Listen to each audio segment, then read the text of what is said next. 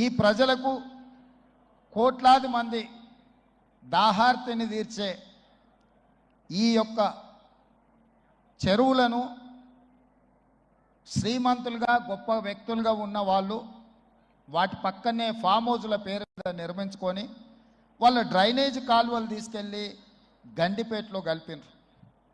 నేను ఇక్కడ వేదిక మీద ఉన్న పెద్దలతో పాటు ఇక్కడ వచ్చిన భక్తులను నేను ఒకటే మాట అడగదలుచుకున్నా. ఇవాళ వాళ్ళ విలాసవంతమైన జీవితం కోసం నిర్మించుకున్న ఫామ్ హౌజులలో నుంచి వచ్చే డ్రైనేజ్ గండిపేటలో హిమాయత్ సాగర్ తాగునీటిలో కలిపితే ఆ నీళ్లు హైదరాబాదు నగరానికి తాగడానికి సరఫరా చేస్తుంటే వాళ్ళు నిర్మించిన అక్రమ నిర్మాణాలను వదిలేస్తే ఇక నేను ప్రజాప్రతినిధిగా విఫలమైనట్ట కాదా మీరు ఒక్కసారి ఆలోచన చేయండి. అందుకే ఒత్తిడి వచ్చినా మిత్రులకు ఫామ్ హౌజులు ఉన్నా ఏవి వదలకుండా హైడ్రా అనే ఒక సంస్థను ఏర్పాటు చేసి తెలియకుంటేనే ప్రజాప్రతినిధులం కొన్ని మన దినచర్యల్లో భాగంగా కొన్ని తప్పిదాలు చేస్తుంటాం. తప్పులు తెలవకుంటేనే కొన్ని తప్పులు జరిగిపోతుంటాయి.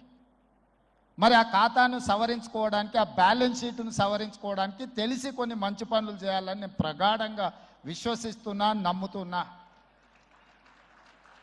ఆ తెలిసి చెయ్యాలనుకుంటున్న మంచి పనుల్లో భాగము ఈ చెరువులను చెరబట్టిన వాళ్ళ నుంచి విముక్తి కలిగించాలన్న ఏకైక లక్ష్యంతోనే ఈరోజు చెరువులను ఆక్రమించుకున్న వాళ్ళను ఎవరిని వదలకుండా ఉక్కు పాదంతో అణిచివేయాలన్న ఆలోచన, అందులో నిర్మాణాలను ఏ ఒత్తిడి వచ్చినా వెనక్కి తక్కకుండా తొలగించాలన్న ఆలోచనతోనే ఈరోజు ఈ చెరువులలో ఉన్న అక్రమ కట్టడాలను కూలగొడుతున్నాము.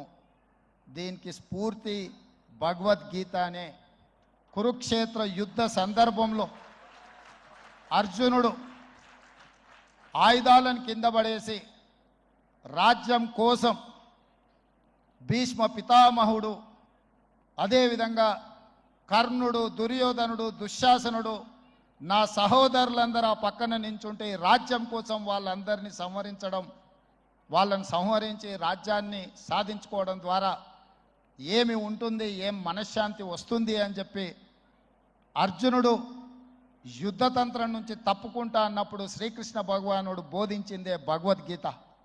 చంపేదెవరు, చంపించేదెవరు, లోక కళ్యాణం కోసం నీ బాధ్యతను నెరవేర్చాల్సిందే. ధర్మం బ్రతకాలి, అధర్మం ఓడాలి అంటే నువ్వు యుద్ధం చెయ్యాల్సిందే అనే యుద్ధనీతిని ఆ రోజు అర్జునుడికి బోధించింది శ్రీకృష్ణ భగవానుడు. ఇవాళ ఆ శ్రీకృష్ణ భగవానుడి బోధనానుసారమే ఈరోజు ఈ చెరువులను కాపాడే కార్యక్రమాన్ని నేను తీసుకుంటున్నా. నాకు తెలుసు ఈ చెరువులలో నిర్మాణమైన విలాసవంతమైన ఫామ్ హౌజులు ప్రభుత్వాన్ని ప్రభావితం చేయగలిగిన స్థానాలలో ఉన్న చాలామంది వ్యక్తులు ఉన్నారు. ప్రత్యక్షంగా ప్రభుత్వంలో భాగస్వాములు అయి ఉండొచ్చు, లేకపోతే సమాజం మీద బాగా ప్రభావితం చేయగలిగిన వ్యక్తులు ఉండొచ్చు. కానీ వాటన్నిటినీ నేను పట్టించుకోదలుచుకోలే. ఇది భవిష్యత్ తరాలకు, ఇది రాజకీయాలకు సంబంధం లేదు. నేను స్పష్టంగా చెప్పదలుచుకున్నా. రాజకీయాల కోసమో లేకపోతే రాజకీయ నాయకులను కొంతమందిని దృష్టిలో పెట్టుకొని చేపడుతున్న కార్యక్రమం కాదు ఇది.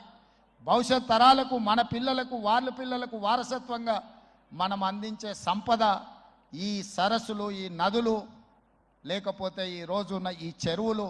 ఈ ప్రకృతి సంపదను మనం విధ్వంసం చేస్తే ప్రకృతి మన మీద కక్ష కడుతుంది.